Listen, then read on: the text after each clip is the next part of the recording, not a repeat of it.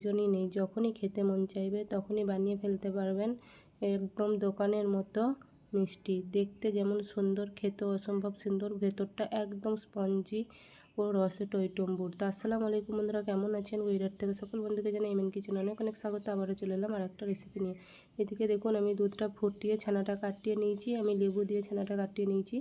তারপর একটা ছাঁকনিতে আমি ছানাটা ছেঁকে নিলাম, তারপর একটা থালার মধ্যে নিয়ে নিলাম, দিয়ে হাতে করে ভালো করে এটাকে মিক্সড করে নিতে হবে, একদম দলা যেন না থাকে। তারপর দেখুন 2 চামচ সুজি, 1 চামচ গমের আটা, আর একটু বেকিং পাউডার, আর 2 চামচ মিল্ক পাউডার বা গুঁড়ো দুধ দিয়ে একবার ভালো করে মিশিয়ে নিতে হবে।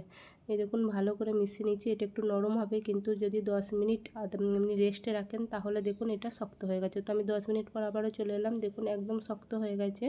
আর একবার ভালো করে আমি হাতের সাহায্যে মথে নিলাম, দিয়ে তারপর ছোট ছোট করে লেচি কেটে নিচ্ছি, অর্থাৎ ছোট ছোট যেমন রসগোল্লা গোল গোল হয় আর কি, সেই রকম ছোট ছোট রসগোল্লার শেপে গোল গোল করে নিলাম।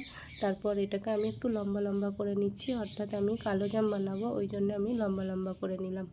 তো এইভাবেই দেখুন সব কটা আমি একদম কালো জামের শেপে তৈরি করে নিচ্ছি। তো আমার রেসিপি কে কোথা থেকে দেখছেন অবশ্যই বলবেন, আর যদি ভালো লেগে থাকে তাহলে পাশে থাকবেন আর লাইক কমেন্ট করবেন, আর ইউটিউব থেকে দেখে থাকলে সাবস্ক্রাইব করে দেবেন। তো এইদিকে দেখুন সব কটাই আমার তৈরি করা হয়ে গেছে। এইদিকে ওভেন জেলে কড়া বসিয়ে তেল দিয়ে দিলাম, তেলটা গরম হয়ে গেছে। এরপর একে একে কালো জাম মিষ্টিগুলো ছেড়ে দেবো।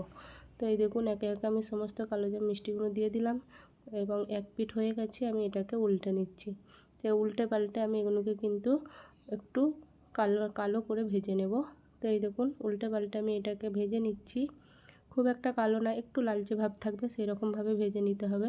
তো ভেজে নিলাম, ভেজে তুলে নিলাম। এরপর বাকি যেই মিষ্টিগুলো ছিল সেগুলোকেও কিন্তু দিয়ে দিলাম, দিয়ে এগুলোকেও একটু লাল লাল করে ভেজে নিচ্ছি। তো এগুলোও দেখুন ভাজা হয়ে গেছে, দেখতে কত সুন্দর লাগছে। তো এগুলোকেও তুলে নিলাম, সব কটাই দেখুন ভাজা হয়ে গেছে।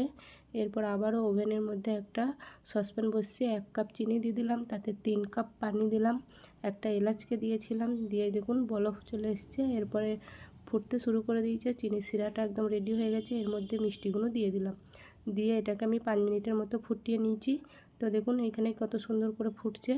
তো একবার ঢাকনা দিয়ে দিয়েছিলাম, তারপর একটু নাড়িয়ে নিলাম। তো মিষ্টিগুলো দেখুন একদম রেডি হয়ে গেছে, কত সুন্দর দেখতে হয়েছে। এরপর আমি একটা নিয়ে নিচ্ছি, নিয়ে দেখুন আমি ছুরি দিয়ে একটু কেটে দেখাচ্ছি কত সুন্দর, এবং ভেতরে কতটা রস ঢুকেছে দেখুন।